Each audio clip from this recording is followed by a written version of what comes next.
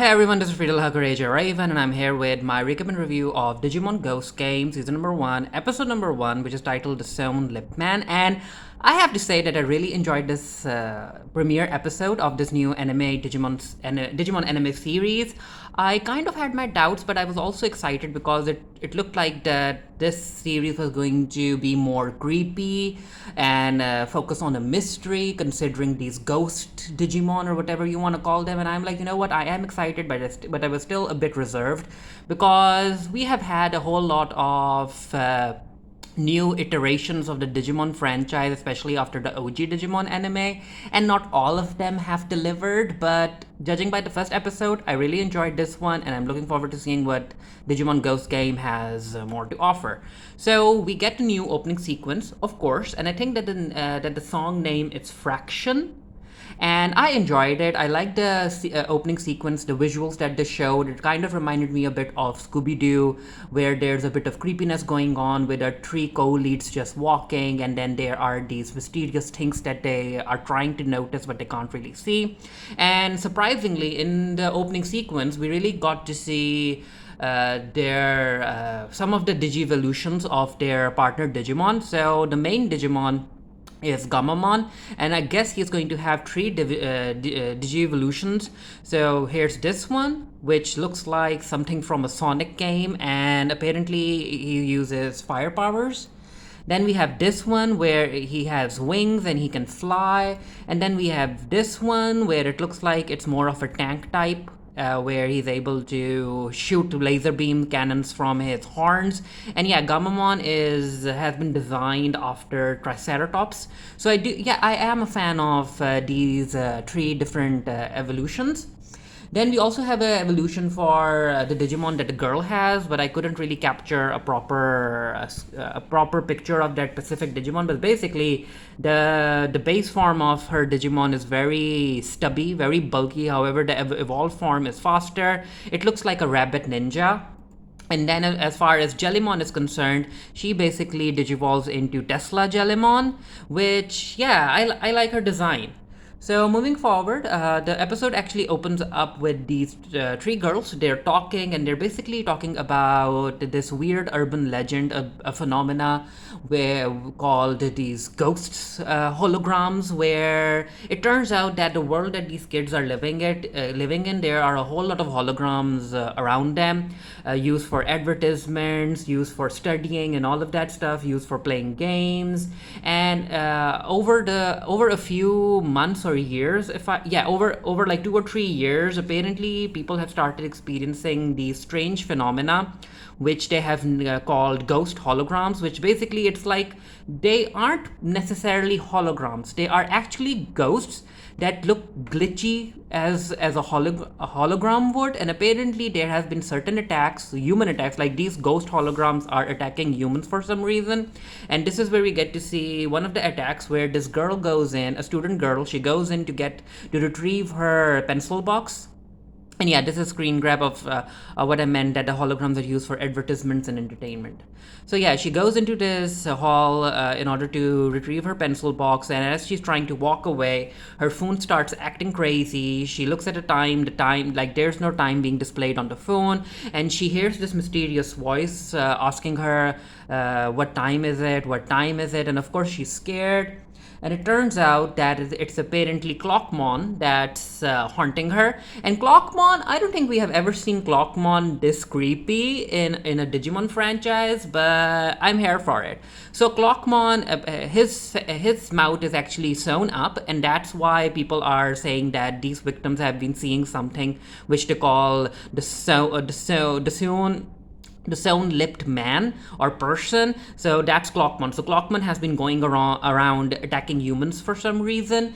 And yeah, when Clockmon decides to attack this girl, at first there's this yellow barrier forming above her, and I was like, wait, is someone coming in to protect her? But no, it turns out that it's actually part of Clockmon's attack. So first, I guess the person is trapped in this chrono bubble. And then Clockmon starts extracting data, their time from basically your life force. Clockmon is stealing time, so we get to see this girl being attacked, and we get to see her live her entire life in a manner of seconds in front of her. We get to see her getting married, we see her getting old, and all of that stuff. And Clockmon is basically absorbing all of this data, all of the time that humans have. And once he's done, the person or the victim ends up rapidly aging. And yeah, the girl ended up being this very old woman, and she falls to the ground, and Clockmon goes away. So yeah, again, the three girls are talking about it, and this is the co-lead girl. Her name is Ruri, and Ruri is like, you know what? I'm interested in finding more about this Sewn-man, the Sewn-lip person. So why don't we ask our followers? So apparently, she's into uncovering mysteries and the supernatural, and she runs this. I guess it's a Twitter account or a blog or something, but yeah, she has an online presence, and she has a whole lot of followers that feed her information about supernatural occurrences and all of that stuff. And she makes a post asking people to send her information about the Sewn-lip person. And I actually liked Ruri being proactive because in a lot of these Digimon anime series, we get to see that the main male character is the more active one, and the girl characters basically end up just tagging along by accident or something, or because they were chosen. And seeing Ruri being proactive, she's like, you know what? I'm going to get to the bottom of the Sewn-lip person mystery. I like seeing her being more proactive. So moving on, we get to meet our other lead, our proper male lead, and his name is Hiro.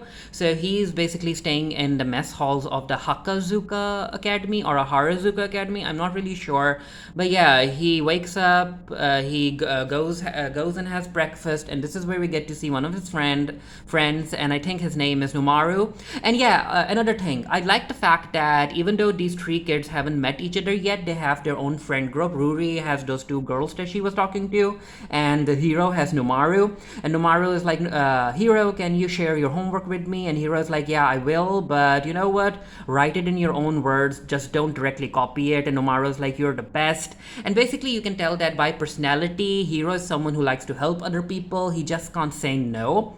So as they're having their breakfast, this is where Numaru starts telling Hiro about another person that the urban legend ended up attacking. And Hiro isn't someone who believes in all of this stuff. But yeah, Numaru's like, you know what? There was an ambulance yesterday at the academy. Do you know anything about that? And Hiro's like, no. And Numaru also tells Hiro that apparently the victim talked about how this weird ghost started talking, asking them about the time and all of that stuff. And yeah, Hiro isn't, again, as I said, Hiro doesn't believe his friend, but he'll believe him soon enough. So as these two are talking, this is where we get to meet the third lead, and his name is Kiyoshiro, if I remember it correctly. Yeah, Kiyoshiro is a senior, and Kiyoshiro is also someone who I guess has some power in the mess halls, in the hostels, and he can assign his juniors work. So this is where he doesn't necessarily know what Numaru has been talking about, but yeah, he tells Hiro about how he has to take care of the third floor and all of that stuff today, and Hiro's like, yeah, I'll do that. And this is also where Hiro is like, so, Kiyoshiro, you always have your hand bandaged, huh? And Kiyoshiro doesn't give him a direct answer, and this is where Numaru assumes that it has to do something with the ambulance.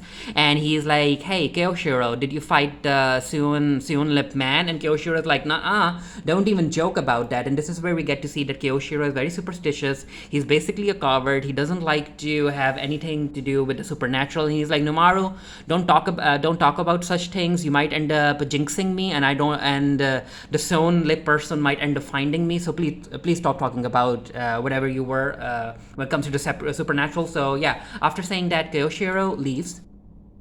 So it's time for Numaru and Kiyoshiro, not Kiyoshiro, my bad, Hiro and Numaru to go and attend their classes. And as they're walking, Hiro notices the police car because, again, there was an incident in the academy yesterday. And I really liked how the writers ended up connecting the police car to one of Hiro's memories. And this is where we get to see that Hiro, when he was staying with his dad in the house, after he made him breakfast, he walked up to his dad's office to call him down to breakfast. He knocked on the door. There's no answer. announcer. He opened the door and he thinks that he's going to see his dad there, but no, his dad isn't there. The office is empty. There's this burning circle in the middle near the computer, and yeah, there's also this watch with a SIM card attached, or a dim card. I think in the anime it's called a dim card. And so Hiro decides to call the authorities, and the authorities question him about his father. It turns out that that Hiro's mother is off in other countries because she's all into helping refugees. And yeah, the police ends up saying that Hiro's father has gone missing, and they're going to try and find him. So yeah, Hiro's on his own, and I guess that's why he was living in the hostel. And yeah, as I said, I liked how the writers were able to connect this memory to Hiro after he saw the police car. So yeah, Hiro's on his own, poor child. His mom is out rescuing refugees, and I'm like, Mom, you need to come back and talk to your son. At least give him some support, some time, talk to him. So yeah, as Numaru and Hiro are making their way to class, this is where one of their teachers calls on Hiro, and the teacher is like, Hiro, would you be so kind enough to take these boxes to storage? And Hiro is like, yeah, I'll do that. And this is where after they have put the boxes into storage, Numaru has to help Hiro. This is where Numaru is like, you know what, Hiro, you always say yes to everything. Why is that? Because it looks like people end up benefiting from your personality. They end up using you. And Hiro is like, you know what? You do have a point, Numaru, but it is what it is. So as these two are walking, they walk past the classroom hall where the girl was attacked, and yeah, Numaru is like, you know what, might as well go in, because Numaru follows Ruri's social feed, and because Ruri wants information about the Sewn-lip person or the ghost, Numaru is like, you know what, this is my chance to impress her and all of that stuff. So he decides to go in, but the door is locked, and this is what Numaru is like, Hiro, can you help me again? And yeah, Hiro, apparently it turns out that he is very good at picking up locks because he learned that from his father. So they unlock the door, they go into the hall, and I'm like, kids don't do that. But then again, they are kids, and this is an action anime, even though it has a creepy undertone. So as they're trying to search the classroom for any signs of the sewn-lip person, the phone goes off, but it's nothing to worry about because it's basically Ruri making an update to her feed. However, then both of their phones really start going off, and this is where we also get to see that they're using 7G. But yeah, and this is where Hiro is like, something's wrong, and yeah. Clockman decides to attack these two, and the way that Clockmon ends up teleporting behind the kids and whispering in their ear, making them scared, it's very well done. Even though I'm not necessarily a fan of the animation, it kind of feels very simple to me compared to the animation we got in the Digimon reboot recently, just last week. So Clockman decides to attack Numaru, and Numaru is just taking pictures of Clockman because he wants to share these pictures with Ruri. But yeah, Numaru gets attacked, and Numaru's life force starts getting sucked by Clockman, and I'm like, wait. For a kid, because Hiro is a kid, for a kid to watch his friend be attacked like that and end up being an old person, like that's a whole lot of emotional trauma. So yeah, Clockman, after he's done with Numaru, he decides to attack Hiro, and I'm like, wait, is Hiro's Digimon coming to come out now? Does he have to watch that his father left him or something? But no, it turns out that before Clockman can attack Hiro, the adults come in, and the adults are like, you know what, you kids need to get out of here, and they notice Numaru now that he's an old man, and they escort Hiro out of the class hall, and Clockman is just looking at Hiro, and you know that Clockman isn't done with him. He's going to attack it again. So we have a scene where Kyoshiro ends up checking up on Hiro, and I really like that. It just goes to show that even though Kyoshiro is a coward, he isn't the most bravest person out there. He's still looking out for Hiro, and I like that. And I'm like, okay, so if you guys are going to work together in this anime, I like that you guys kind of look out for each other in a way. So yeah, Kyoshiro is like, okay, I heard about Numaru. He's in the hospital, and I feel feel sorry for what you had to go through, and you heard someone say ask you about the time, right? And Hiro is like, yep, I heard someone ask me about what time it is. And this is where Kyoshiro ends up giving a talisman to Hiro to protect him, and I'm like, okay, that's sweet. But yeah, Kyoshiro being very superstitious, it turns out that he has been wearing a whole lot of his talismans after around his neck. And yeah, Kyoshiro's like, I am not cursed. And I'm like, maybe the way that he has one of his hands bandaged, maybe something happened to him. Maybe he burned his hand, and that's how he ended up being superstitious. I'm looking forward to his backstory.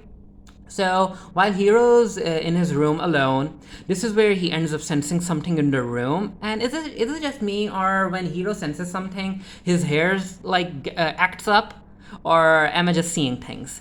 But yeah, Hiro notices something in the room, and this is where something drops these dim cards on his head, and he's like, wait, what's that? So yeah, and then he realizes that he needs to use the watch, so he ends up using one of the dim cards in a watch. And this is where the real world and the Digimon world end up merging together, and we get to see grass grow in Hiro's room, even on his bed. And this is where he ends up noticing this rat cat like Digimon that points at something.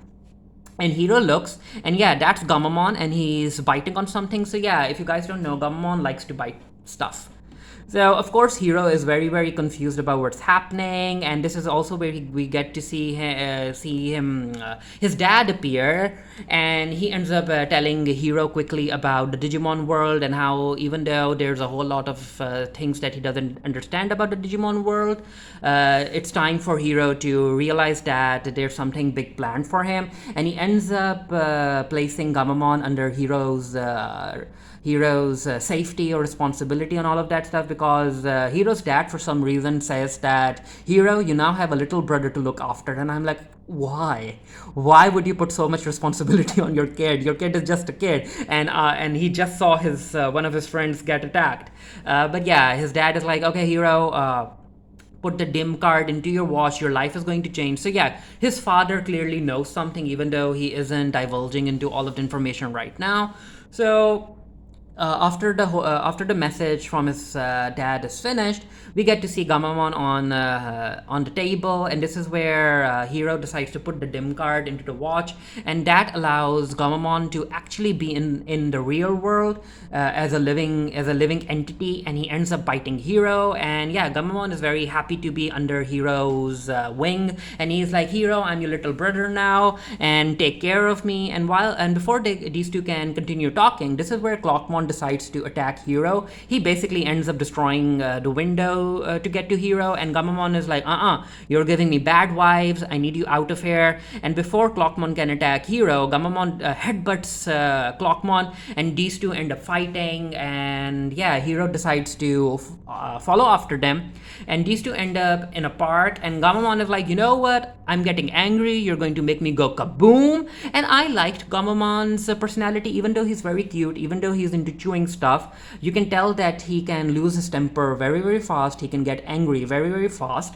So yeah, these two start fighting, and Clockman ends up hitting Gamamon with his hammer, and puts him and starts extracting the data from Gamamon. And this is where Clockman notices this weird darkness inside Gamamon, which shocks Clockman for a second. And yeah, as I said, because Gamamon was talking about how he's going to go kaboom, maybe there is some sort of darkness inside of Gamamon that shouldn't come out, because it could be potentially dangerous to everyone around him. But yeah, so as Clockmon is trying to extract data from Gamamon doesn't lose hope. He isn't going to give up, and Gamamon starts slowly walking towards Clockmon. And Hiro has reached the park as well, and Hiro is looking at Gamamon not giving up and showing courage. And this is where Hiro is like, you know what, I have to show courage as well in this situation. I have to help Gamamon, because Hiro was afraid and he couldn't help his friend Nomaru, but this is different. He has to help Gamamon.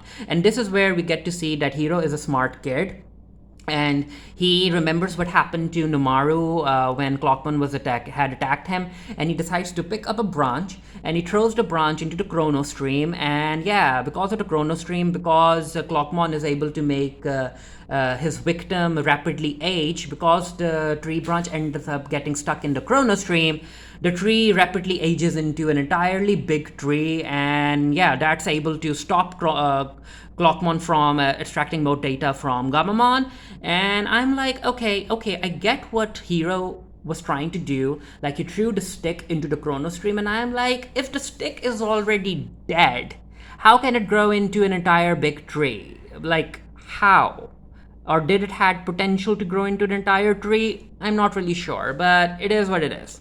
So Clockman is like, okay, you know what? That was a nice move, human, but your time will be mine. So this is where Clockman decides to attack Hero again, but Gomamon is like, don't do that. So Gomamon rushes at Clockman, and as he's rushing, this is where Hero realizes something. Some sort of data ends up in his mind because of his connection with Gomamon, and he learns about Gomamon's attack, which is Brayer Claw. And yeah, Gamamon uses Brayer Claw on Clockmon, and he ends up destroying the hands on the clock. And yeah, that ends up leading to Clockmon yelling in pain, and all of the data that Clockmon absorbed from the humans, that ends up expelling from his mouth and goes to the people that he stole it from. And the people that are laying in the hospital, they end up going back to normal. And you know what? I wasn't expecting that to happen. I really thought that we were going to leave these kids in their old aged up state for a few more episodes. But no, in the premiere, we got to see two kids get attacked and go back to normal, which, you know what, it is what it is.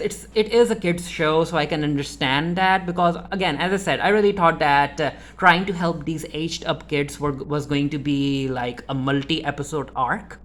But yeah, Numaru is okay. The girl that was attacked earlier, she's okay too, so good for them. So Clockman is like, this isn't the last time you have seen of me. I'm going to take away your time. And yeah, you can notice that because Clockman was yelling, his sewn lips are sewn no more. So his mouth is actually open now, and he runs away. And the episode ends with Hero sitting down on the ground, and Gamamon notices that he was able to get a whole lot of power from Hero. And Hero's like, wait, you got power from me? And Gamamon is like, yeah, I did. And in a way, Hero got power from Gamamon as well. So yeah, this is where the episode ends, and Gamamon is like, okay, Hero, start taking care of me. So yeah, Hero still has to meet up with Ruri, even though he has met Kyoshiro, but Kyoshiro and Ruri still need to get their Digimon. So I'm looking forward to the next episode. I will be doing a review just for the Geekery. The link to the review will be down in the comment section below as soon as the review goes up. I know that this has been a very long recap and review, but there was just a lot to talk about. As I said, I really enjoyed this episode. I really did, and I'm looking forward to seeing what Digimon Ghost Game has in store for us. Let me know what you thought down in the comment section below. Until next time, stay happy, stay safe, stay blessed. See you guys later. Bye.